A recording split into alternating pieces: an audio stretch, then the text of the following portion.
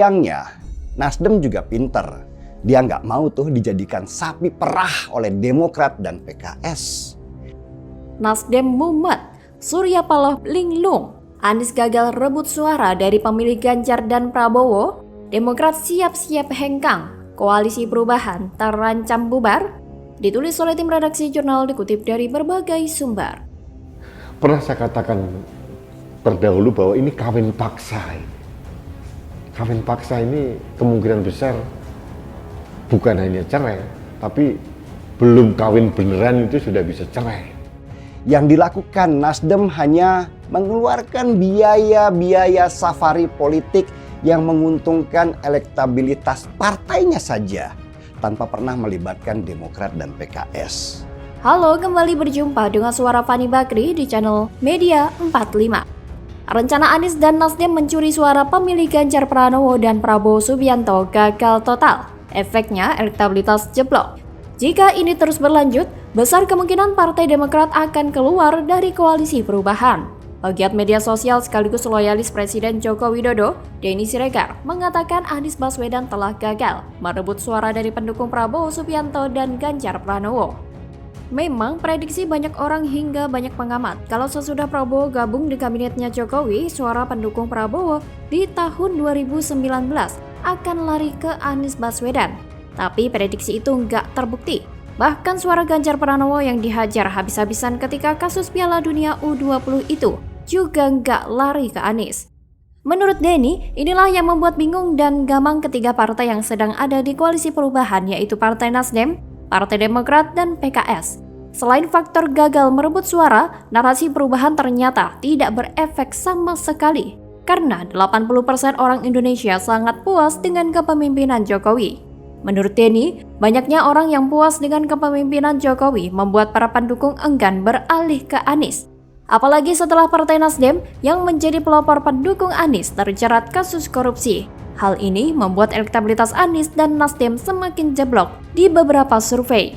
Bahkan Partai Demokrat menduga salah satu alasan turunnya elektabilitas Anies adalah karena pasangan Capres dan Cawapres koalisi perubahan sampai sekarang masih belum dideklarasikan. Jika ini terus berlanjut sampai masa pendaftaran Capres dan Cawapres nanti, maka bukan tidak mungkin Partai Demokrat akan meninggalkan koalisi perubahan dan merapat ke koalisi lain. Bahkan Andi Arief bilang pihaknya memberi waktu sampai Juni ini agar koalisi perubahan segera deklarasi Capres dan Cawapres. Sebagai peringatan, Demokrat mungkin akan cari opsi lain jika deklarasi nggak kunjung dilakukan. Opsi apa yang dimaksud Demokrat? Kalau topiknya adalah soal deklarasi Capres dan Cawapres, maka opsi tersebut bisa jadi adalah hengkangnya Demokrat dari koalisi perubahan. Kalau ada isu hengkang, maka Nasdem yang paling panik. Anies yang sangat mereka harapkan bisa gagal total jika Demokrat bikin ulah dan minggat dari koalisi. Apalagi baru-baru ini, SBY ketemuan dengan Prabowo dan kabarnya Demokrat sedang dirayu agar pindah gerbong koalisi. Udah jelas kalau koalisi perubahan belum 100% solid karena masalah nama cawapres. Semua orang udah tahu AHY sangat kebelet jadi cawapres, tapi Nasdem agak ogah-ogahan. Ada drama tarik ulur yang belum selesai. Demokrat ancam cari opsi lain karena gak ada kepastian AHY jadi cawapres Anies. Demokrat saat ini juga serba salah karena gak bisa nunggu terlalu lama. Demokrat minta deklarasi Capres dan Cawapres supaya ada kepastian. Kalau nggak ada kepastian, Demokrat bakalan cabut dari koalisi. Sama kayak wanita yang nggak ada kepastian apakah akan dinikahi atau nggak. Lama-lama bakal kesel dan ancam minta putus. Berdasarkan piagam perjanjian di koalisi itu, setiap partai berjanji menyerahkan keputusan Cawapres kepada Anies. Tapi Demokrat sedang menunggu keputusan Anies. Jika Anies misalnya pilih AHY sebagai cawapres, maka Demokrat akan merasa lega. Tapi kalau Anies pilih yang lain, maka Demokrat udah siap dengan rencana cadangan. Dan tentu jika ini sampai terjadi, Nasdem sudah pasti babak belur. Sudah dicuekin Jokowi, sekjennya ketahuan korupsi. Nama baik yang selama ini dipoles udah hancur. Kalau Anies gagal nyapres, ini adalah musibah beruntun buat Nasdem.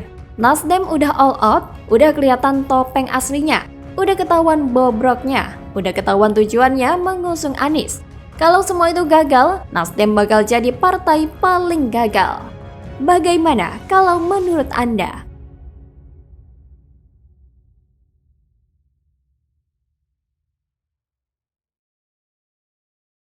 Situasi nggak mungkin mundur. Event harus tetap dilakukan. Kalau berhenti di tengah, Indonesia, bukan Jakarta saja ya, itu kena somasi. Efek komitmen fee, Heru Budi Hartono dinilai terpaksa dukung Formula E. Jebakan Batman dari Anies? Ditulis oleh tim redaksi jurnal, dikutip dari berbagai sumber. Jadi soal masih harus dilaksanakannya Formula E di 2 tahun berikut ini adalah persoalan serius. Dan kita harus ingat, seperti yang tadi saya katakan, Pemprov sudah membayar komitmen fee ke VIA 650 miliar rupiah. Halo, kembali berjumpa dengan suara Fani Bakri di channel Media 45. Pegiat media sosial, Eko Kuntadi, buka suara terkait dengan kembali digelarnya ajang balap mobil listrik yakni Formula E di DKI Jakarta.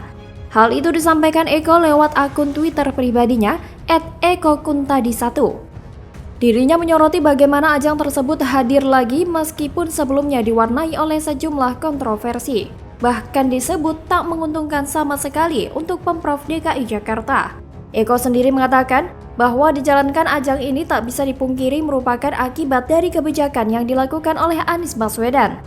Dirinya ingat betul bagaimana mantan Menteri Pendidikan itu telah menggelontorkan dana yang cukup besar, 560 miliar rupiah, sebagai komitmen fee.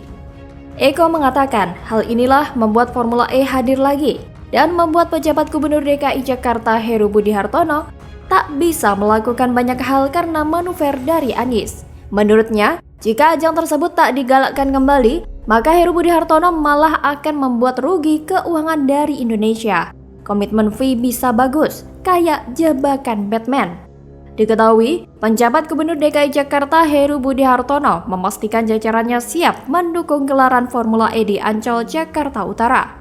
PT Jakarta Propertindo atau Jakpro menggunakan skema business to business atau B2B. Program ini merupakan programnya Anies. Formula E adalah warisan Anies yang tidak membawa banyak manfaat. Sampai detik ini, tidak ada yang tahu komitmen fee jatuh ke tangan siapa. Sampai saat ini, tidak ada yang tahu persis di mana bukti pembayarannya.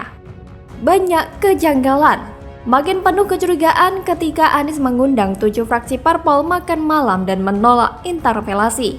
Tidak jujur dari awal, tidak transparan. Banyak yang ditutup-tutupi, bahkan banyak yang merasa Anies terlibat dan layak diperiksa. Jadi, jika Formula E ini tetap digelar, apapun nanti yang terjadi pada ajang balap tersebut, maka Heru Budi lah yang akan disalahkan. Seperti inilah yang direncanakan Anies.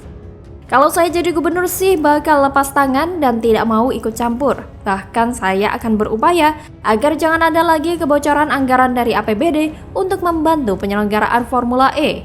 Sudah cukup anggaran ratusan miliar terbuang sia-sia tanpa transparansi. Formula E adalah program pencitraan Anies yang lebih condong ke cuan politik segelintir orang, bukan untuk kebaikan banyak orang.